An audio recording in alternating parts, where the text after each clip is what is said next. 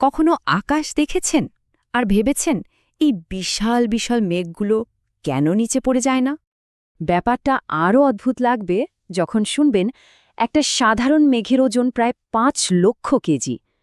মানে ভাবুন একবার, ১০০টা বড় হাতির সমান ওজন, অথচ দেখুন কেমন ভেসে বেড়াচ্ছে।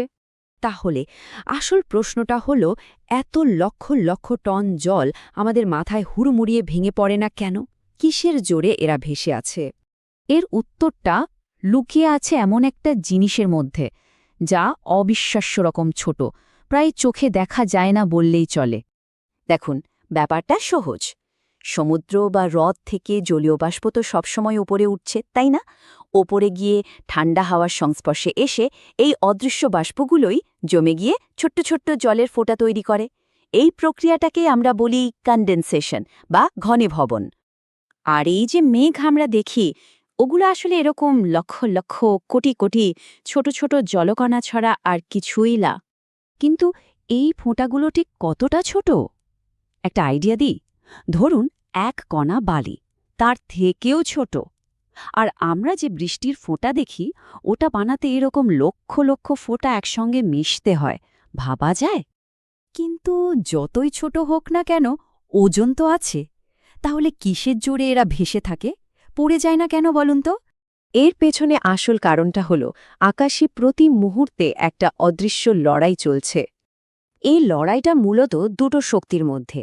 একদিকে আছে পৃথিবীর মাধ্যাকর্ষণ শক্তি মানে গ্র্যাভিটি, যেটা সবকিছুকে নিচের দিকে টানছে, আর অন্যদিকে আছে ঊর্ধ্বমুখী বায়ুস্রোত বা লিফট, যেটা মাটি থেকে গরম হাওয়া হয়ে উপরের দিকে ঠেলছে। তো গ্র্যাভিটি কি করছে? ও প্রতিটা জীব জলকণাকে নিজের দিকে মানে পৃথিবীর দিকে টেনে নামানোর চেষ্টা করে চলেছে। কিন্তু এখানেই আসল ব্যাপারটা, মাটি থেকে যে গরম হাওয়া ওপরের দিকে ওঠে, সেই স্রোতটা এতটাই শক্তিশালী যে এই তুলোর মতো হালকা জলকণাগুলোকে ধাক্কা দিয়ে উপরে তুলে ধরে রাখে, কিছুতেই পড়তে দেয় না। ব্যাপারটা অনেকটা একটা খুব সূক্ষ্ম কিন্তু শক্তিশালী নাচের মতো। দুটো শক্তি একে অপরকে একদম ব্যালেন্স করে রেখেছে। তার মানে আমরা যেটাকে বলি মেঘ ভেসে আছে, ওটা আসলে ঠিক ভাষা নয়। মেঘ আসলে আকাশে বয়ে চলে, এই দুটো বিপরীত শক্তির নিখুঁত ভারসাম্যের ওপর ভর করে। তাহলে বৃষ্টিটা হয় কখন? খুব সিম্পল, যখন মেঘের ভেতরের ওই ফোঁটাগুলো একে অপরের সাথে জুড়তে থাকে আর আস্তে আস্তে বড় আর ভারী হয়ে যায়। একটা সময় আসে যখন ওরা এতটাই ভারী হয়ে যায় যে ওই উপরের দিকে ঠেলে দেওয়া হাওয়া আর ওদের ধরে রাখতে পারে না। ব্যাস, তখনই গ্র্যাভিটির টান জিতে যায়, আর ওই ভারী ফোঁটাগুলোই বৃষ্টি হয়ে আমাদের কাছে নেমে আসে।